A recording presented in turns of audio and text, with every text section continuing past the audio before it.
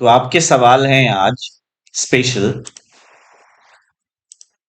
कि हम किसी भी मटेरियल को स्पेस में be it wall cladding panelling flooring fall ceiling और the polish panes of the furniture इन सभी को क्या यूनिफॉर्म कलर में रखा जा सकता है, यूनिफॉर्मिटी में रखा जा सकता है?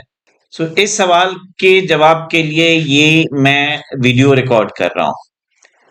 अब आपके स्पेसिफिक क्वेश्चन क्या हैं आप पूछ सकते हो। फॉर एग्जांपल आप पूछ रहे थे कि अगर ये एडवर्टाइजिंग एजेंसी है उस केस में क्या हम सारे फ्लोर एक ही कलर्स में रख सकते हैं, एक ही मटेरियल में रख सकते हैं, है ना? ये इस कॉन्टेक्स्ट में बात हो रही है कि मटेरियल बोर्ड जब हम बनाते हैं, मैं ऑडियंस को भी दिखाता चलूं। आप मटेरियल बोर्ड बनाते हो जिसके अंदर में इस तरीके से ये मटेरियल बोर्ड्स होते हैं। तो ये डेकोरेटर्स पॉइंट ऑफ व्यू से होते हैं। कुछ मेन एलिमेंट्स के फिनिशेस को वो कलेक्ट करते हैं, छोटे मोटे 2 BHK 3 BHK इस तरह के स्पेस में कर्टेन क्या होगा, अपहोल्स्ट्री क्या होगी, फ्लोर पे रग्स कौन से कलर के होंगे या किस फील लुक मटेरियल में होंगे। ये इंटीरियर डेकोरेटर वाला आपको ये दिख रहा है क्या? मटेरियल बोर्ड जो हम करते हैं उसके अंदर में जैसे ये, अब इसके अंदर में ये एक बोर्ड पे इन मटेरियल्स को कलेक्ट करके उसके सैंपल पेस्ट किए जाते हैं और उसके नीचे में उसके बेसिक स्पेसिफिकेशंस लिख दिए जाते हैं। तो उसी कॉन्टेक्स्ट में आपने पूछा कि ये बताइए अगर कोई space, for example advertising agency, उस एडवर्टाइजिंग एजेंसी के मटेरियल बोर्ड को बनाने से पहले मुझे क्या करना होगा, how to go about it. हमें कैसे पता कि कौन कौन से स्पेसेस होते हैं? So obviously you have to research about it. You should be knowing reception है, वेटिंग है, मीटिंग है, कॉन्फ्रेंस है, कैफेटेरिया है, वॉशरूम है, ये कॉमन है हर जगह पे, हर एक ऑफिस में। कुछ स्पेशल यहाँ पे क्या हो जाता है, इनके यहाँ लाइब्रेरी होती है, कॉपी राइटर्स के रूम्स होते हैं, यूं कह की केबिन्स होते हैं। इसके अलावा आपको वहाँ एक लाइब्रेरी देखने को मिलेगी, डार्क रूम देखने को मिलेगा। हर एक ऑफिस में, हर एक एनवायरनमेंट में कुछ ना कुछ अलग मिलेगा other than some common areas which I have just talked about. हमें कैसे पता चले कि भाई मैं मटेरियल कलेक्शन क्या क्या करूं, क्या लगाना है मुझे? फॉर एग्जांपल फ्लोर, अगर मान लो 3000 या 4000 स्क्वायर फीट एरिया में ऑफिस है तो क्या ये कंप्लीटली यूनिफॉर्म फ्लोरिंग होनी चाहिए? It depends on this. क्या आप बहुत ही बेसिक सेगमेंट का बना रहे हैं? Basic means the most important thing is the budget. Low budget होगा, बजट लो है, हम इसमें यूनिफॉर्मिटी मेंटेन करेंगे, वेस्टेज कम होगा। अगर मिड सेगमेंट बना रहे हैं आप तो इसमें हम कॉन्ट्रास्ट डेवलप करेंगे, contrast of 2 or 3 different types of flooring. I'm taking example of floors only as of now. यहां पे आपके बजट क्या है? ऑब्वियसली मिड बजट है ये। Third segment where you have high budget, यहां पे और ज्यादा कॉन्ट्रास्ट होगा। मैं इस चीज को मैं बिलीव करता हूं after working for decades in this particular interior architecture landscape field, that you should be knowing the word contrast the most. तो यहां कॉन्ट्रास्ट क्या है? 5 to 10%, 5 to 10%। और यही कॉन्ट्रास्ट अगर मैं यहां पे दिखाऊं तो ये कितना ज्यादा हो जाएगा? इसको आप 35 to 45, फिक्स नहीं है, फ्लेक्सिबल है, इट्स लाइक 40-60 ऐसा कुछ ले सकते हैं, या 30-70 35 लाइक दैट, 35 प्लस 65। इसके अंदर में कॉन्ट्रास्ट हाई होगा। जब हाई कॉन्ट्रास्ट है तो ये अप टू 60-70% भी जा सकता है। Contrast of what? Let's come to Google. So पहले तो हम मटेरियल को ऐसे प्लेस करेंगे जैसे ये दिख रहा है इसके अंदर में हम लोग स्पेसिफिकेशन लिखते हैं। अब हम स्पेस पे चलते हैं, इंटीरियर डिजाइन स्पेसेस। ये स्पेसेस हैं, इसको मैं प्लस में कर देता हूं, साइज में इट विल बी बिगर। सबसे पहले हम ये समझेंगे कि आप परसेंटेज ऑफ कॉन्ट्रास्ट कितना चाहते हो। Obviously it's link to the budget. तो अब हम यहां आते हैं, हम किसी भी इमेज को देखते हैं, for example this one. Now your opinion, आपको क्या लगता है ये स्पेस लो बजट में है या मिड बजट में है या हाई बजट में दिख रहा है? ये वाला स्पेस हाई बजट में है। हाई बजट में है तो कॉन्ट्रास्ट भी ज्यादा होना चाहिए था। अब क्वेश्चन ये आएगा कि सर कॉन्ट्रास्ट किस बारे में, किसके लिए बोल रहे हो आप? Contrast of what? So the most striking thing comes to a person's mind is the colour contrast. ऐसा कुछ नहीं है कि ओनली कलर कॉन्ट्रास्ट हम देखते हैं, हम कॉन्ट्रास्ट बहुत सारे लेवल पे देखते हैं। कलर कॉन्ट्रास्ट के अलावा form contrast, material contrast. For example आपने पूरे स्पेस में, फॉर एग्जाम्पल यहां पे वुडन मटेरियल यूज किया है, नेचुरल वुड। अचानक से आपने पीवीसी का यूज कर दिया, पीवीसी में भी जिसमें वुडन टेक्सचर है। एक टर्म यूज किया जाता है design honesty. Design honesty means कि जिस चीज का टेक्सचर जो आप दिखा रहे हो वही होना चाहिए। अगर आप मार्बल दिखा रहे हो तो आर्टिफिशियली वो मार्बल ना दिखे, आर्टिफिशियल मटेरियल के थ्रू ना दिखे, उसको कहते हैं design honesty. So design honesty is very, very less now. It's not, I'm questioning the character of a person. I'm talking about design honesty is a kind of planning in the minds of the designer. जो चीज जैसा हो वैसा दिखाना उसको कहते हैं design honesty. जो चीज आपने मॉर्फ करके इमिटेट कर रहे हैं किसी और चीज को, वुड को बहुत इमिटेट किया जाता है, बहुत सारी जगह पे इमिटेट किया जाता है।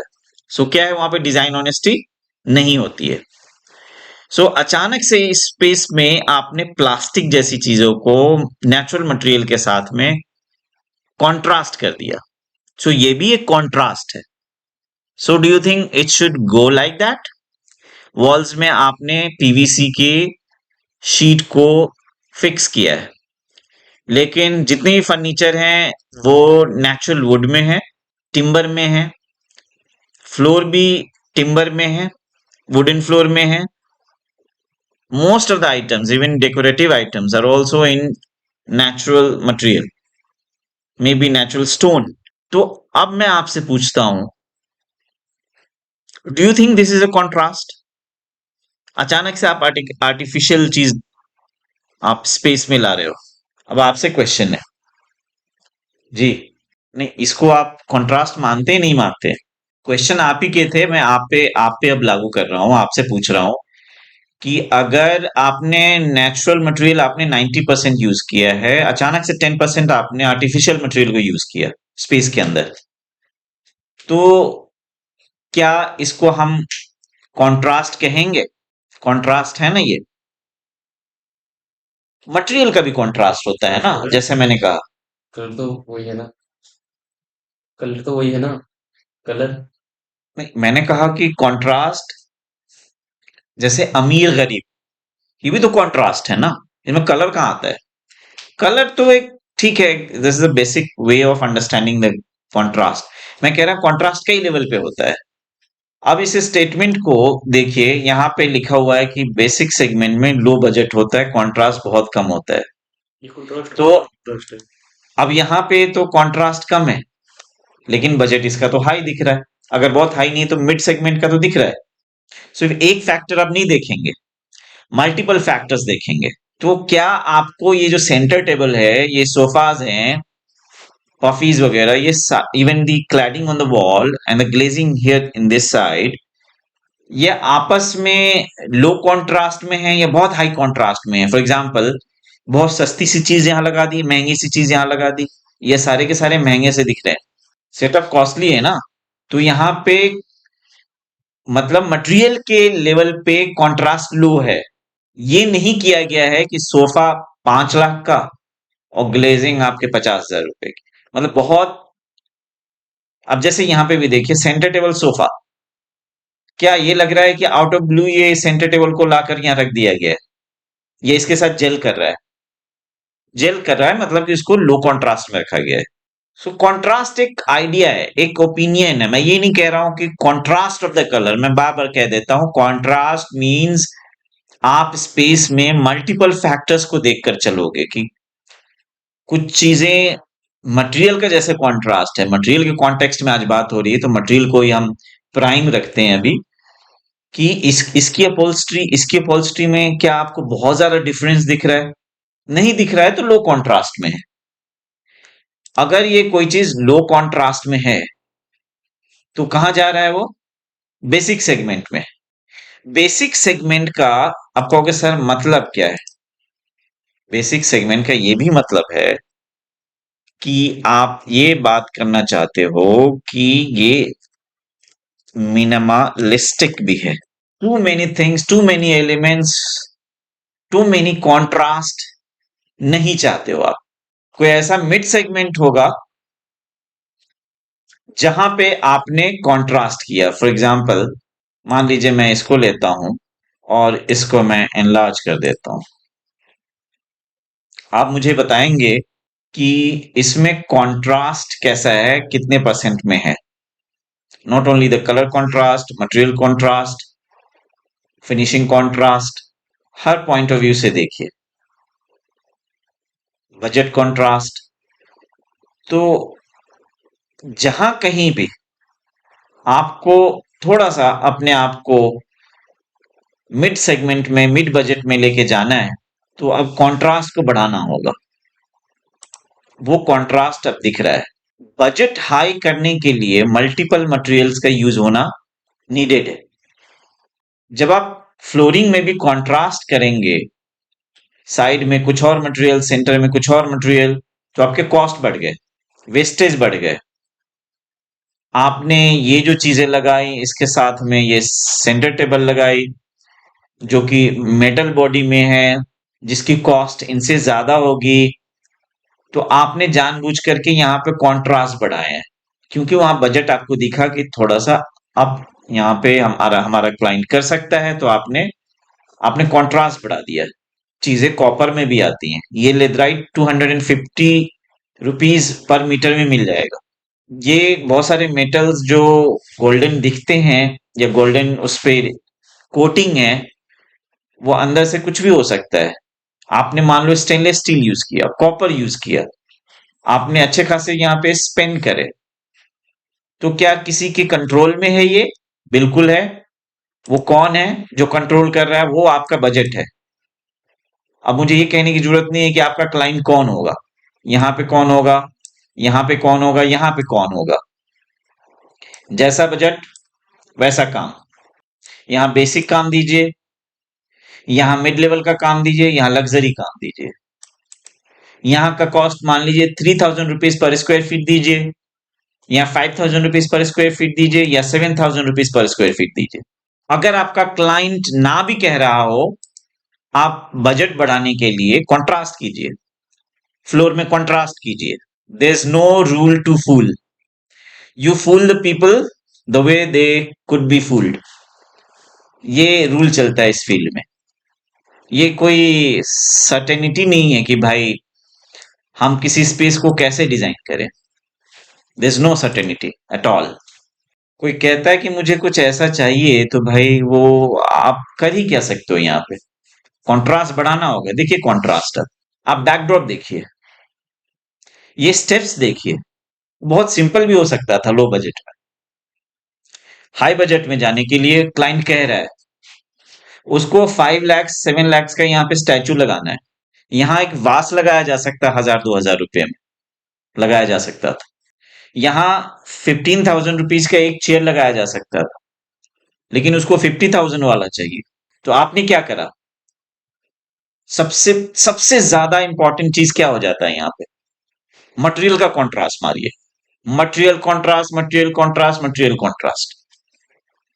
हाई एंड लेदराइट यूज कीजिए, हाई एंड स्टोन यूज कीजिए, कॉस्टली मेटल यूज कीजिए, कॉपर यूज कीजिए। क्या कर सकते हैं आप? अगर लो बजट है, रॉट आयरन यूज कीजिए। हाई बजट है, क्या यूज करें आप? कॉपर यूज कीजिए, पीवीडी यूज कीजिए, पीवीडी यूज कीजिए। क्योंकि ये क्लाइंट आपका पाउडर कोटिंग में इसको अच्छा नहीं लगेगा, इसको मजा ही नहीं आएगा, इसको लगे क्या बनाया आपने। तो आपको ना सिंपली सबसे इंपॉर्टेंट चीज क्या हो जाता है कि बजट ही आपको गाइड कर देता है। आपके स्पेस में यूनिफॉर्मिटी रखनी है या कॉन्ट्रास्ट को ज्यादा बढ़ाना है। देखिए कितना हाई कॉन्ट्रास्ट हो गया, अब हाई एंड इंटीरियर हो गया ये। So there is no certain answer of this question that should we have uniform colors of the wall, uniform look or feel or the material of the floor or the ceiling. There's no certain answer. It depends on who the client is, what he wants, and also that how you want to fleece him or her. Fleecing समझते हैं? So material board जब हम बनाने जा रहे हैं, क्या बनाने जा रहे हैं? Material board. और मटेरियल बोर्ड किसका बनाने जा रहे थे हम? Of a advertising agency. अब एडवर्टाइजिंग एजेंसी में मटेरियल बोर्ड कैसे हम बनाएं, क्या करें? तो उसका पार्ट वन मैंने बता दिया कि आप बजट के हिसाब से इस चीज को सोचना। ये मत सोचना कि जो मुझे आता है, जो मैंने देखा है वही चीज लगा दूं। नहीं, you will have to do one more thing here, जिसको हम कहते हैं, जिसको मैं गूगल पे जाता हूँ न्यू पेज पे, एक चीज होती है जिसको कहते हैं बेंचमार्किंग। ये सुना है आपने? पहले मीनिंग समझा देता हूँ। बेंचमार्किंग मीन्स, आप खुद से पढ़ सकते हैं। एनीबडी प्लीज हेल्प मी, पढ़ के बताइए। The process of measuring and comparing the performance, efficiency और quality of a product or service or process against recognized standards or competitors. Businesses use benchmarks in many different contexts to identify areas for improvement and drive better performance. क्या समझे? क्या अब आप benchmark समझ गए हैं? तो मैं इसके लिए एक एग्जांपल लूंगा। आप मुझे कोई फास्ट फूड ईटरीज के बारे में बताइए जो आपका फेवरेट हो, उसके टर्म्स में अच्छे से समझा पाऊंगा। बताइए, कोई नाम लीजिए। Burger. Burger king. Burger king, ये बर्गर किंग के आउटलेट्स हैं। बिजनेस पार्ट अपार्ट, हम यहाँ डिजाइन को ही बात करें के बारे में बात करेंगे। बिजनेस मॉडल क्या है, क्यों है, दैट इज डिफरेंट केस। ठीक है। तो आप में से किसी ने डिसाइड किया कि सर मैं कोर्स करने के बाद तो एक मेरा बिजनेस होगा जो कि इंटीरियर आर्किटेक्चर का होगा, मैं दूसरा कुछ इधर इस स्पेस में आना चाहता हूँ फास्ट फूड के। तो आपने विजिट किया जितने भी फास्ट फूड चेन्स है, आपको बर्गर किंग का सबसे अच्छा लगा। तो आपने फर्स्ट टाइम जब आपने ये कंपेयर किया होगा सारे ब्रांड से, तो आपने आप इन मतलब बिना किसी को कहे बताए या बिना समझे आपने बेंचमार्किंग एक्चुअली पहली बार कर लिया। एक बेंचमार्किंग हो गई, आपने सेलेक्ट किया ना किसी चीज को, तो बेंचमार्क हो गया। कैसे बेंचमार्क हो गया? उसके कंपिटिटर्स को देखा ना आपने, जाहिर सी बात है दो चार को देखने के बाद डिसाइड किया होगा। ऐसा तो है नहीं कि अफ्रीका के जंगल से आए और बर्गर किंग दिखा, हाँ चलो बर्गर किंग बनाएंगे। ऐसा तो है नहीं, ऐसा कोई नहीं करता है। शॉपिंग भी करने जाते हो for your dress and all, T shirt shirts and everything, तो आप क्या क्या करते हो? नहीं, कंपेयर करते हो ना, या आउट ऑफ सडन जाकर के ले लेते हो कोई भी चीज। आपकी मेमोरी में बहुत सारे ब्रांड्स हैं, तो आपको पता है ये वाला ब्रांड ना अच्छे है, मैं ये पसंद करता हूँ, मैं यही पहनूंगा क्योंकि बहुत बेहतर प्रोडक्ट बनाता है। उसमें ये फैब्रिक ऐसा है तो ऐसा है, उसका फील ऐसा होता है, वैसा होता है। तो आप प्री डिसाइडेड होते हो, मतलब आपने बेंचमार्क पहले कर ही लिया है। बेंचमार्किंग है क्या? बेंचमार्किंग है क्या आखिर? कि बहुत सारे जो बेस्ट ब्रांड्स उस टाइम में एग्जिस्ट कर रहे हैं उस सेगमेंट में, उनको कंप्लीटली समझ लेना, देख लेना, उसके बाद एड ऑन डालने की कोशिश करना। तो बर्गर किंग के बारे में आपने जो भी स्टडी करी, उस स्टडी को ध्यान में रखते हुए इससे बेटर क्वालिटी वाली चीज अब आप बनाना चाहेंगे। अब बर्गर किंग को आप टर्टल किंग रख दीजिए। टर्टल किंग में बर्गर किंग से क्या बेटर है? सब कुछ बेटर है।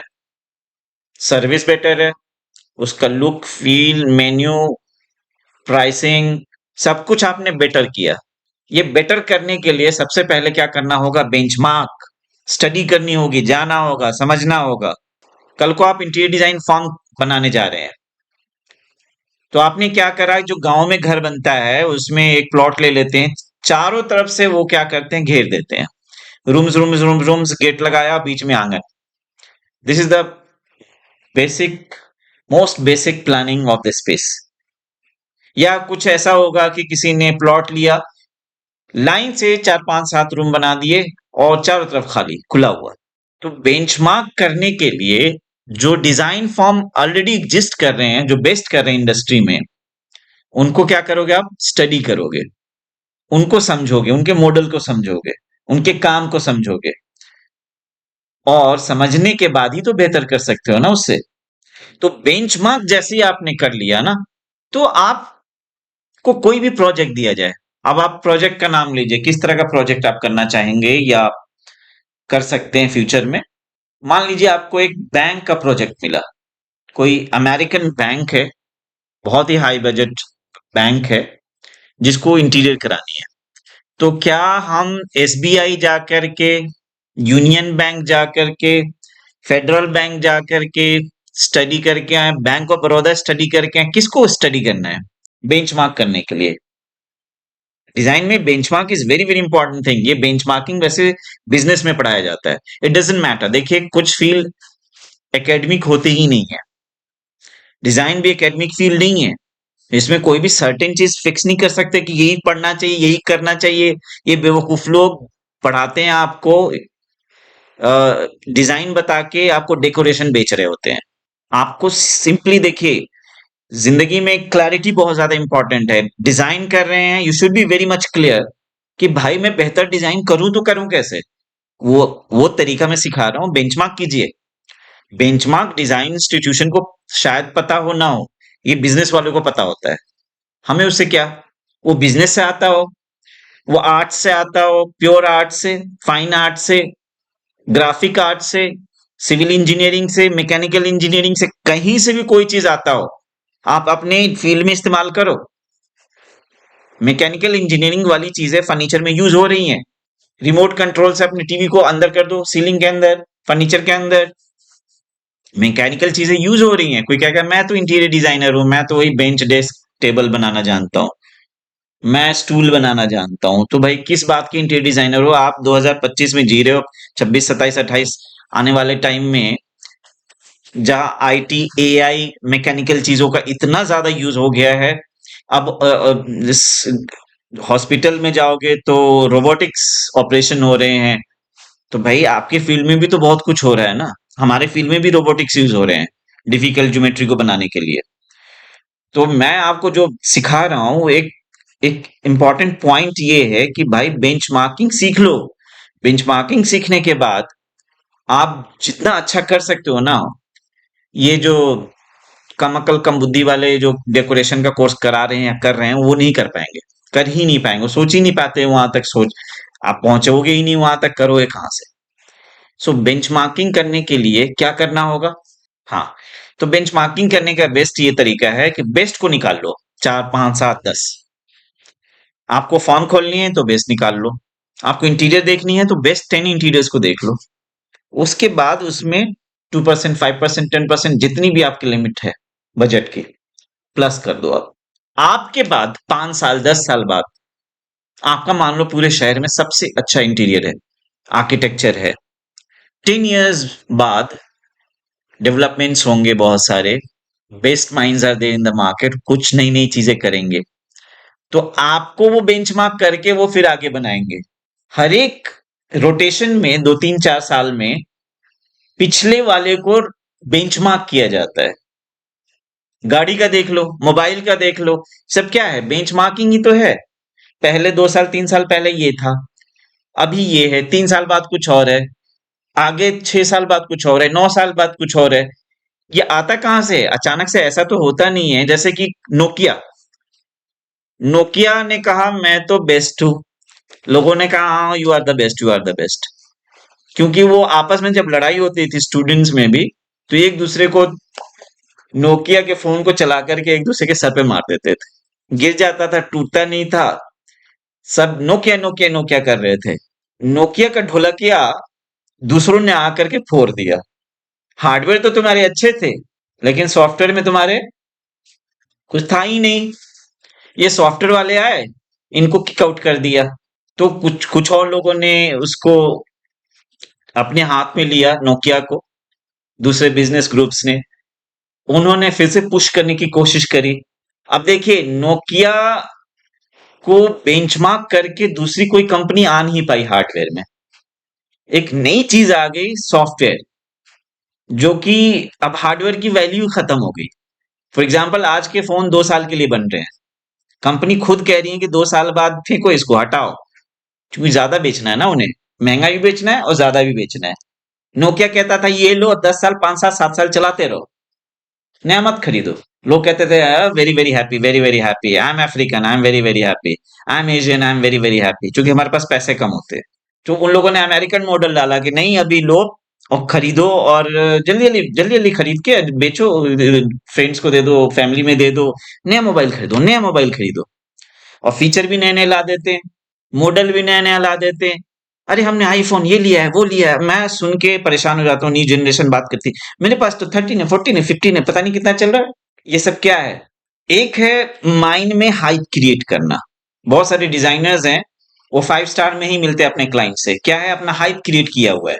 तो हाइप क्रिएट करने से पहले उसने कुछ तो करी होगी, कुछ तो उसको पता होगा। उनमें से एक सीक्रेट है बेंचमार्क करना।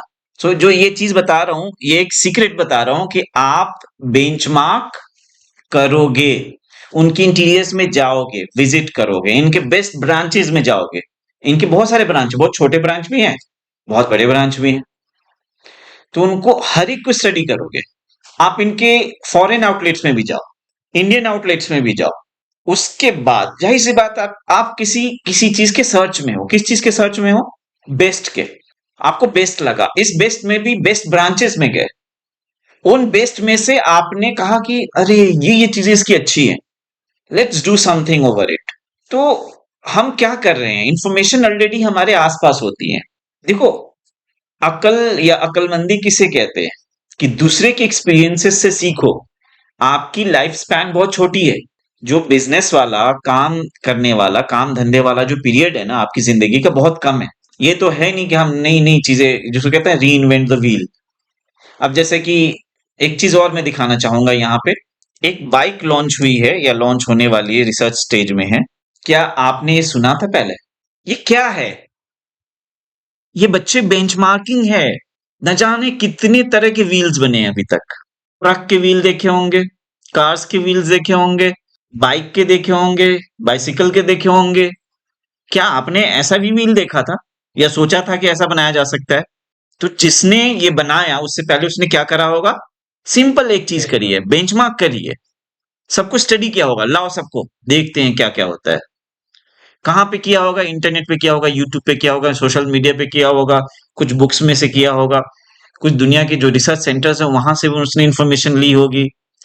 फिर अब उसके बाद इसने कंक्लूड किया होगा कि नहीं, हम कुछ ऐसा बनाएंगे, ऐसा बनाएंगे कि लोग देखते रह जाएंगे। और सच में ये ऐसी प्रोडक्ट है जिसको लोग देखते ही रह जाएंगे। जिस दिन ये बाइक आपको रोड पे मिलेगी, मतलब मे भी हर जगह ना मिले, क्योंकि रोड की क्वालिटी भी इसमें मैटर करेगा।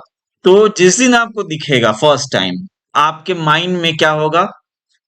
अब देखिए ना, ये भी हुआ करती थी, ये ऊंची ऊंची हुआ करती थी, 10 10 15 15 फुट की हाइट वाली भी साइकिल हुआ करती थी, है ना?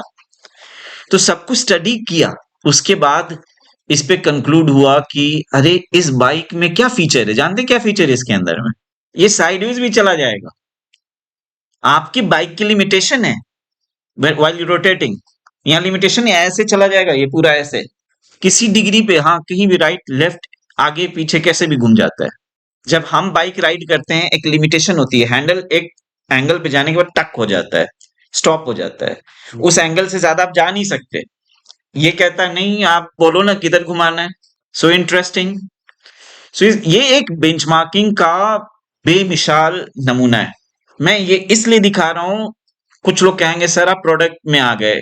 अरे भाई, जो एकेडमिक फील्ड नहीं होता उसमें कोई भी चीज फिक्स नहीं है। जहां से तुम्हें इंफॉर्मेशन मिले, जहां से नॉलेज मिले, जहां से तुम्हें आइडियाज मिले, वहां से उठाओ, इस एग्जाम्पल को उठाओ और अपने प्रोजेक्ट में डालो। इंटीरियर करने जा रहे हो ना, जो इंटीरियर किसको मानते हो बेस्ट, बेस्ट डिजाइनर्स को आप सर्च करो, आपके सीनियर्स बता देंगे, आप भी काम देख करके बता सकते हो। पिछले 10-15 years में India has grown like anything. Real estate developments बहुत ज्यादा हाई स्पीड पे है। आप दिल्ली एनसीआर में आज भी जा करके 3 दिन 4 दिन या हफ्ते दिन के अंदर में वो चीज देख करके आ सकते हो जो शायद आपको 6 महीने के कोर्स में नहीं मिलने वाला। तो वो एक्सपीरियंस कर सकते हो ना। आप किसी जगह में एग्जिस्ट करके, एक्सपीरियंस करके, अब जॉब करके उस एनर्जी को आ रहे हो, और आपको फोटो के थ्रू कोई पढ़ा रहा है, आपको टेक्स्ट के थ्रू पढ़ा रहा है, आपको लेक्चर के थ्रू, सॉफ्टवेयर के थ्रू, डिफरेंस होता है। उस जगह में जाके महसूस करना, फील करना, उसकी ग्रैंडनेस को महसूस करना, उसकी ज्योमेट्री को महसूस करना, उसके कंपोजिशन को महसूस करना, उसके कॉन्ट्रास्ट को महसूस करना, वो कैसे स्काई के बैकग्राउंड को यूज करते हुए बिल्डिंग का कॉन्ट्रास्ट दे रहा है, ज्योमेट्रिकल कॉन्ट्रास्ट कैसे दे रहा है, ये सब चीजें जब आप जाते हो, मैं इसीलिए आप लोगों को बहुत सारी जगह पे लेकर के जाता हूँ। आप बोर हो जाते होगे, अरे ये क्या है, मैं क्यों आया हूँ, ये तो थोड़ा लीक से हट के दिख रहा है। ऐसा कुछ नहीं है। आप अपने, कहते हैं ना, अपने नजरिया बदलोगे तो नजारे बदलेंगे। जो अपने पॉइंट ऑफ व्यूज को ही नहीं चेंज करना चाहते हो, एक रिजिड पॉइंट ऑफ व्यूज बना के रखा हुआ है कि इंटीरियर डिजाइन कुछ नहीं होता, डेकोरेशन होता है। डेकोरेशन क्या होता है, मतलब कि आप कर्टेन लगाओगे और बेडशीट लगाओगे और फ्लोरिंग डिसाइड करोगे और फर्नीचर का कलर, बस इतना ही है क्या? क्या इसको डिजाइन कहते हैं कि आपको फर्नीचर डिजाइन करना नहीं आता, फॉल सीलिंग डिजाइन करना नहीं आता, पार्टीशन तक के डिजाइन करना नहीं आता? ऐसे बच्चे हैं जो कई साल के कोर्स करके उनको पार्टीशन दे दोगे, एक पार्टीशन डिजाइन नहीं कर सकते। एक एक डोर नहीं करवा सकते आप, मॉडर्न टाइप के डोर। मॉडर्न डोर मींस जिसके हार्डवेयर की भी नॉलेज हो कि कौन सा हार्डवेयर किस सिचुएशन में लगानी है, जिसकी क्लासेस हुई हैं आपकी, समझा होगा आपने। सो किसी भी चीज को करो उसके डेप्थ में जाओ।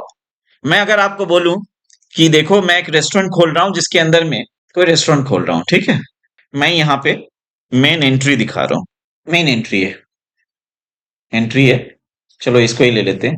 अब मैं कहता हूं कि just be fix to this main entry only, forget everything, just इसी को हम फोकस करते हैं। मैंने कहा कि चलो मैं बेस्ट आपको कनॉट प्लेस में ले जाकर के दिखाता हूँ, दिल्ली में एनसीआर में जहां कहीं भी बेस्ट हो सकता है। हम टॉप 20 को सिलेक्ट करेंगे और उसके बाद मैं कहूंगा बेंचमार्क करो इसमें। आप क्या करोगे आप? यस, योर ओपिनियन, क्या करोगे आप? ये जो मेन एंट्री है, मैंने कहा यार बेंचमार्क करना है मुझे, बस एक ही प्रोडक्ट, एक ही चीज ले लेते हैं।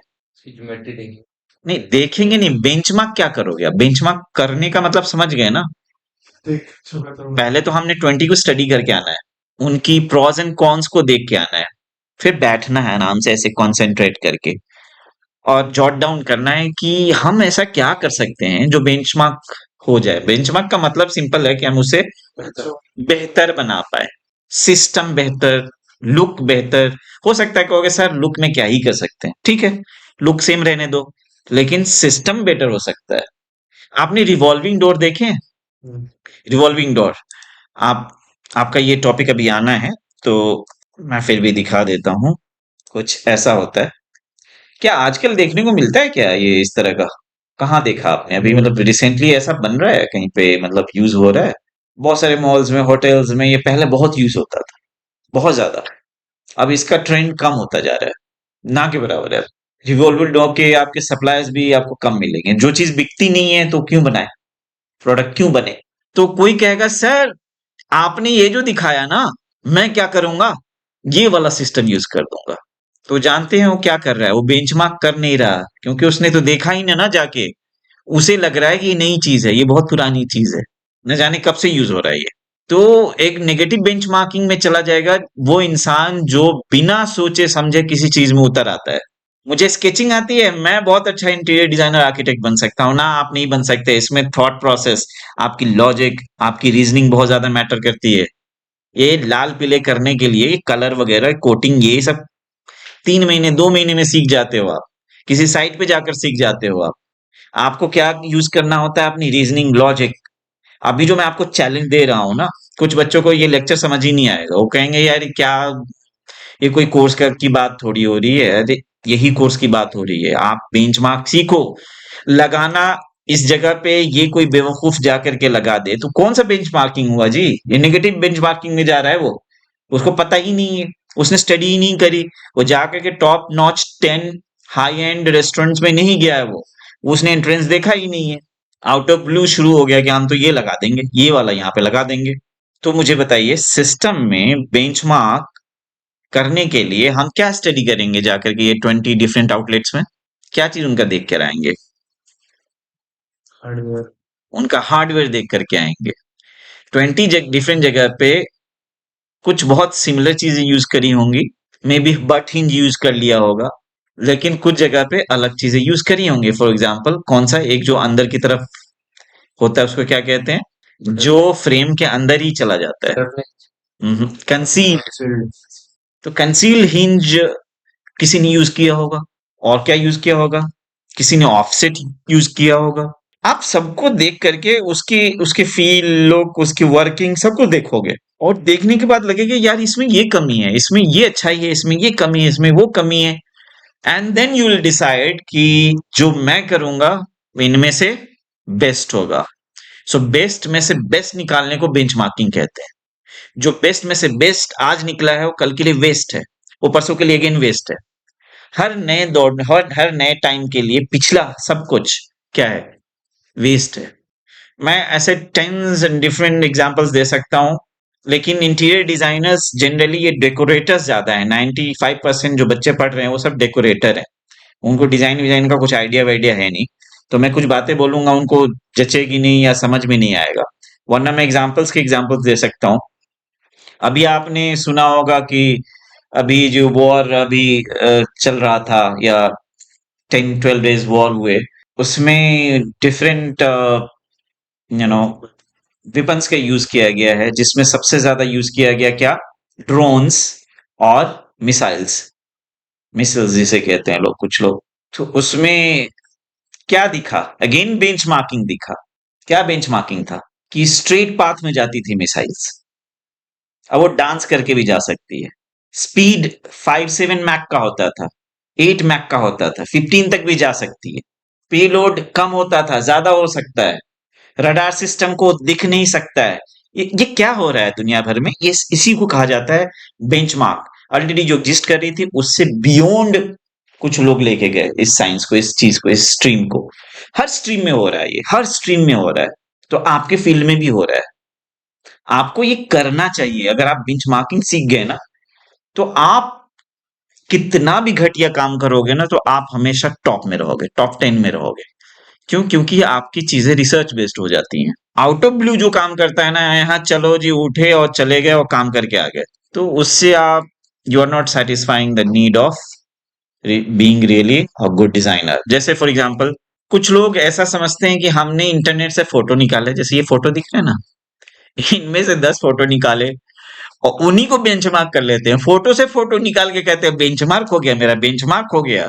क्या करते हैं, 10 फोटो निकाले, 3D पे गए, 3D सॉफ्टवेयर पे, उनमें से मिक्स्ड वो करके, जिसको कहते हैं ट्रायल करके, दो चार चीजों को मिक्स करके बना दिया एक नई चीज, और कहा कि ये देखो मेरा तो बेंचमार्क ये चीज है, देखो ये ऐसे कितना अच्छा बनाया है। इसमें कोई लॉजिक हो ना हो, रीजनिंग हो ना हो, कोई चीज किया क्यों तो पता नहीं। क्योंकि whatever we make for a purpose. बिना पर्पस के कोई चीज कोई करता है क्या? आप यहाँ आए हो क्या बिना पर्पस से आए हो? मतलब मेरे कहने का ये है कि हम बिना पर्पस के कोई चीज बनाते हैं क्या? आपने बाहर में नाइट टाइम में हम रोड पे जाते हैं, लैंप लगा होता है, लैंप पोस्ट, उसका कोई पर्पस है क्या? इधर ही रोड में नाइट टाइम में लैंप पोस्ट, नाइट में उसका पर्पस है, डे टाइम में कोई पर्पस नहीं है।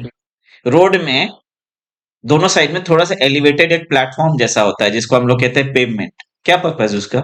वॉकिंग के लिए, ताकि वो ट्रैफिक में वो बीच में हिंड्रेंस ना बने इंसान। जेब्रा क्रॉसिंग होता है रोड में, पर्पस क्या है? किसके लिए? पेडेस्ट्रियन को प्रायोरिटाइज करने के लिए है, पर्पस है। कोई ऐसी चीज बता दो जो इंसान ने किया हो, इंसान ने, जिसका पर्पस ना हो। कोई ऐसी चीज दिखा दो मुझे, कोई भी ऐसी चीज। तो भाई कोई भी चीज बनाते हो आप दुनिया में तो बिना पर्पस के नहीं बना रहे हो। और जब बनाने को जाओगे तो आप बेंचमार्क करके जाना। शायद आने वाली जनरेशन आधे समंदर को कवर करके कहेगी कि लो, प्रोजेक्ट इसको कहते हैं।